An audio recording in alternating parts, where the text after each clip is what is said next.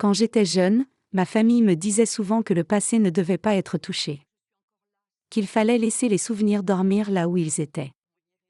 Mais je n'ai jamais réussi à suivre ce conseil.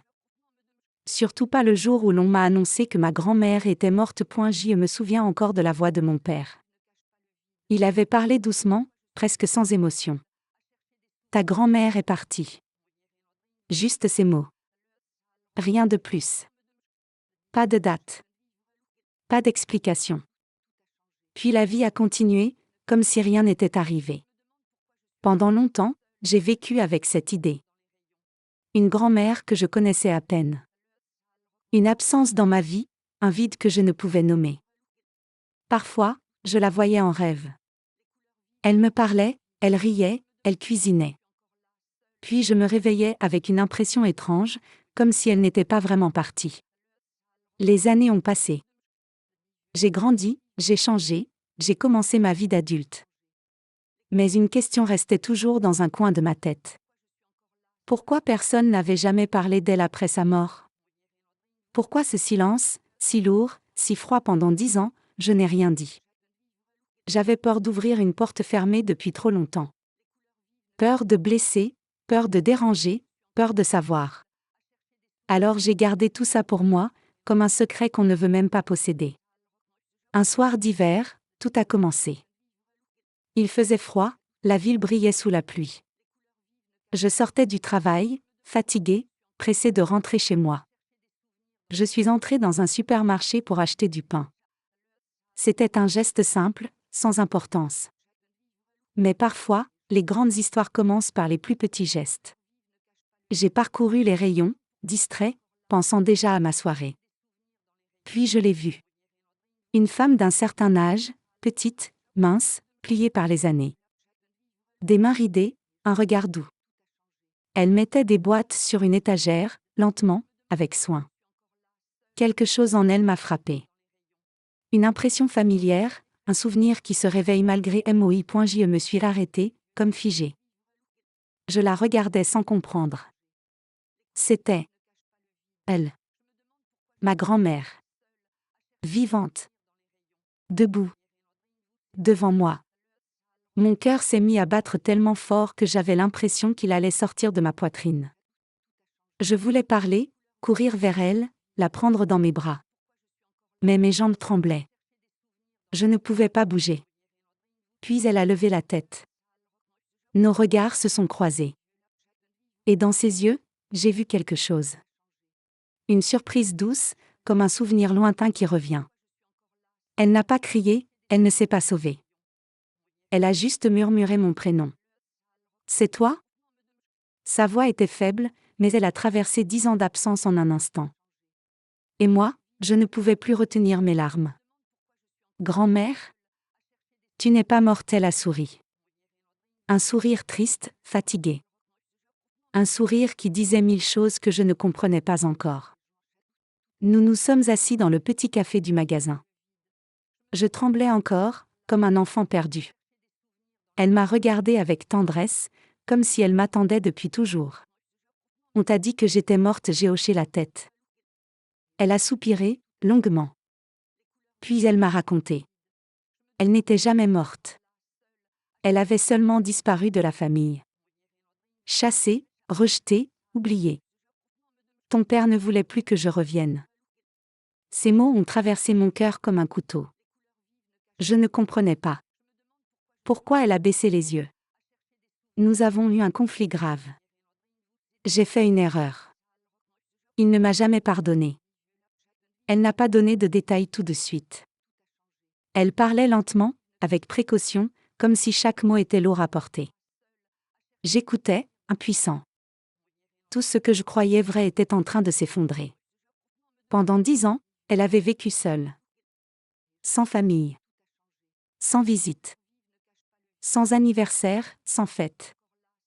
Elle travaillait pour survivre, sans jamais demander plus. Elle avait gardé une photo de moi dans son sac. Une photo où j'avais 5 ans. Elle l'a sortie, les mains tremblantes. Je te regardais tous les jours. Je me demandais si tu pensais à moi. Je n'ai pas pu répondre. Je pleurais trop pour parler. Quelques jours plus tard, je suis revenue la voir. Puis encore. Puis chaque semaine. C'est devenu un rendez-vous silencieux, mais précieux.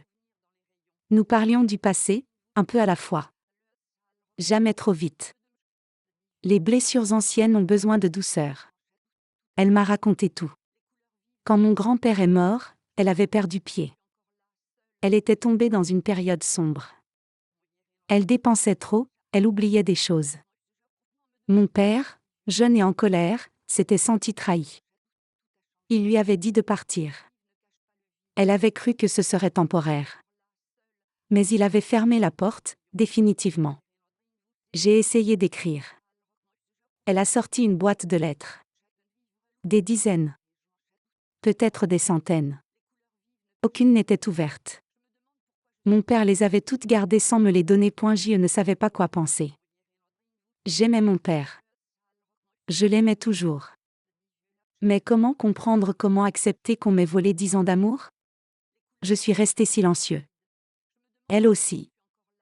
Parfois, le silence dit plus que les mots. Pendant plusieurs semaines, j'ai gardé ce secret. Je ne savais pas comment parler à mon père. Je me sentais déchirée entre deux loyautés. Deux vérités. Deux douleurs. Puis un soir, j'ai pris mon courage et j'ai tout dit. Papa, elle est vivante. Il n'a pas répondu tout de suite.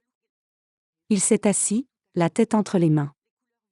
Il semblait fatigué, comme si ce moment le poursuivait depuis longtemps. Je savais que ce jour arriverait. Sa voix était lourde. Pas en colère. Seulement triste. Et elle m'a raconté sa version. Sa douleur. Sa peur. Sa déception. Il n'avait jamais voulu que je souffre. Il pensait me protéger en effaçant sa mère de notre vie. Mais il avait créé une absence encore plus grande. Nous avons parlé longtemps, calmement. Pas pour juger. Pas pour accuser. Juste pour comprendre. Parfois, c'est tout ce dont une famille a besoin. Les mois suivants ont été pleins de petites victoires. De pas lents. De gestes fragiles. J'y amenais mon père la voir. Leur premier regard a été un mélange d'émotions, de peur, de regret. Il n'a rien dit. Elle non plus. Puis elle a murmuré, « Tu as grandi. » Il a pleuré. Elle aussi. Ce jour-là, j'ai compris quelque chose, on peut perdre 10 ans, mais il n'est jamais trop tard pour aimer. Nous avons recommencé tout doucement. Des repas simples, des promenades, des photos. Des souvenirs nouveaux pour remplacer les anciens. Elle a quitté le supermarché. Nous l'avons installée chez nous. Elle avait enfin une maison. Une famille. Une voix, une présence, un rire qui manquait depuis trop longtemps. Un soir, elle m'a regardé et m'a dit, « La vie n'est pas ce qu'on nous prend, mais ce qu'on choisit de reconstruire. » Je n'ai jamais oublié cette phrase. Aujourd'hui, ma grand-mère n'est plus obligée de survivre. Elle vit. Elle sourit. Elle raconte des histoires que je croyais perdues. Elle cuisine comme quand j'étais enfant, même si je ne m'en souvenais pas vraiment. Parfois, je pense à tout ce temps perdu. Tout ce qu'on aurait pu partager. Et un peu de tristesse revient. Mais elle me répond toujours la même chose, le passé fait mal, mais il n'est jamais trop tard pour se tenir la main. Je partage cette histoire avec vous pour une raison simple. Parfois, nous croyons connaître la vérité. Parfois, on nous apprend à oublier, à fermer les yeux, à avancer sans regarder derrière. Mais la vérité trouve toujours son chemin. Elle attend. Elle respire. Elle revient, doucement, comme un rayon de lumière après un long hiver. Et si quelqu'un vous manque, cherchez-le. Si des mots n'ont jamais été dits, dites-les. Si une porte a été fermée, frappez encore. Parfois, la personne de l'autre côté attend juste d'entendre votre voix. Moi, j'ai retrouvé ma grand-mère dans un supermarché. Par hasard. Par miracle. Par destin, peut-être grâce à cela, j'ai retrouvé une part de moi-même.